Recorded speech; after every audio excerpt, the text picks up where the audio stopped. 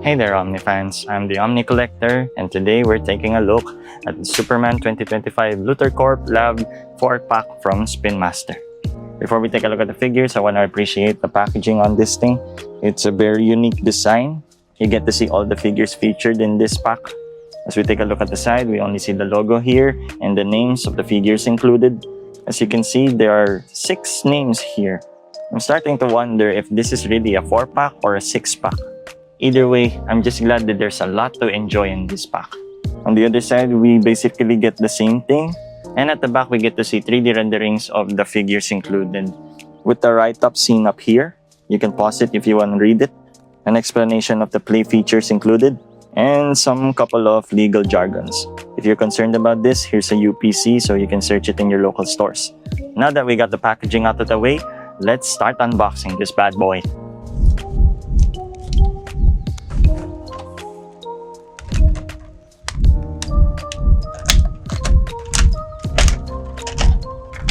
Taking them out of the packaging, and here we have our 4-pack or 6-pack, whatever you wanna call it.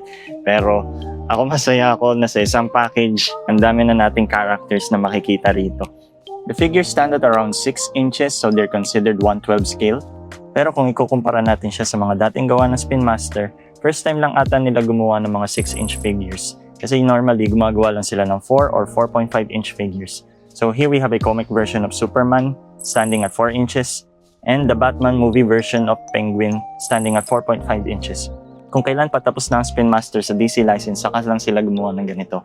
Not complaining, pero sayang lang yung opportunity to make more of these. Especially given na ang ganda ng sculpt ng figures nila kapag ginawa nilang 6-inch. First, we take a look at Metamorpho. I appreciate how they sculpted all the details in this figure. Actually, medyo hawig nga niya yung artista eh, no? Though hindi mo rin naman mahahalata kasi panay makeup nga po siya. Pero from the face down to the shorts and to the legs, kuha-kuha niya kung ano yung itsura niya sa movie. Next, we have Mr. Terrific. Ang iconic talaga ng design niya, no? Gawa nga ng jacket niya na may nakalagay din na fair play, same dito sa figure. Yung T-mask niya, I say they did a good job talaga sa paggawa din ng figure nito. Next, we have the Lex Luthor here, and meron akong mga baong trivia tungkol sa kanya. First off, exclusive lang tong Lex Luthor figure sa 4-pack or 6-pack na ito. And secondly, hindi naman niya talaga sinuot tong costume na to sa movie. Ang nagsuot talaga nito is yung mga Raptors niya, yung mga tauhan niya. Pero si Lex Luthor mismo, hindi niya talaga to isinuot. Pero I'm still glad na nilagay nila si Lex Luthor dito sa costume na to. Kasi it looks like his power suit. It looks like he's about to go toe-to-toe with Superman. I also appreciate the likeness as well. Medyo hawig niya rin talaga si Nicholas Hoult. Last but not least, we have here our Superman. I actually really like how this figure looks. Down from the front, and even to the back. Sinama pa nga nila yung S dun sa kapa niya. And medyo hawig pa nga niya si David Corenswet. Next up, we have here Krypto and Baby Joey inside their slime cell or slime jar if you would call it. So actually, andito din sa akin yung slime. Kaso pag pinakaramdam mo sila, parang ang labnaw na niya. Feeling ko parang tubig na lang din siya. So I don't think I would be using this. And ayoko din talagang gamitin to kasi parang kakalat lang siya. So I'll just keep them as that. I mean, meron din namang slime effects sa loob na gawa sa karton yung mga slime jars. Kaya kahit yan na lang yung magbi-visualize ng slime sa loob din, no? And then, actually, alam ko nabubuksan itong mga to. Ayan. And pwede mong ilabas sina Joey at saka si Krypto. Ayan. So, pwede mo rin silang laruin actually. Siguro part nga ng appeal ng mga figures na to is close na close ang mga likenesses nila sa mga real-life actors nila.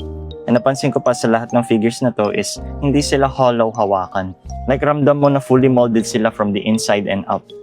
Now that we've appreciated how beautiful these figures are, I just want to take a look at all of their articulation. Since lahat sila ay basic figures na gawa ng Spin Master, halos pare-pareho lang ang mga articulation ng kada figure. First up, meron silang hinge dito sa mga braso nila. Gusto ko lang i-highlight yung kay Lex Luthor kasi hindi limited yung mga shoulder pads niya para iangat yung mga braso niya. So, his shoulder pads actually go up din and they slowly go down kapag binaba mo yung braso niya para hindi maghinder yung kanyang articulation. How cool is that? Meron din silang rotation.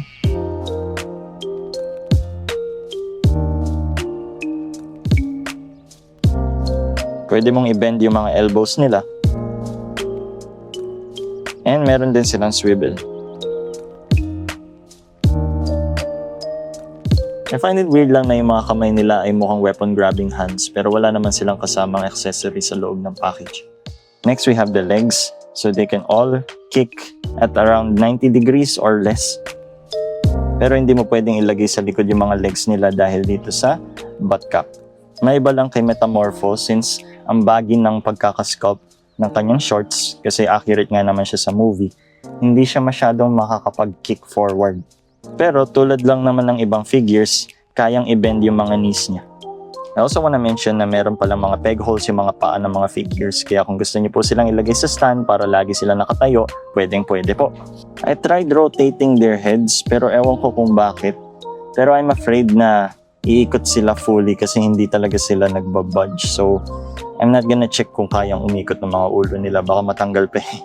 Unlike the other figures though, Metamorpho can spin his head 360 degrees. Same with Mr. Terrific, kayang-kaya niyang iikot yung ulo niya. Si Crypto at si Joey ay mga figurines lang kaya wala sila talagang articulation. Parang mga accessories lang sila. And there you have it, the Superman 2025 Luthor Collab 4-pack, 6-pack, whatever you wanna call it. I am certainly happy that I got these figures in my collection.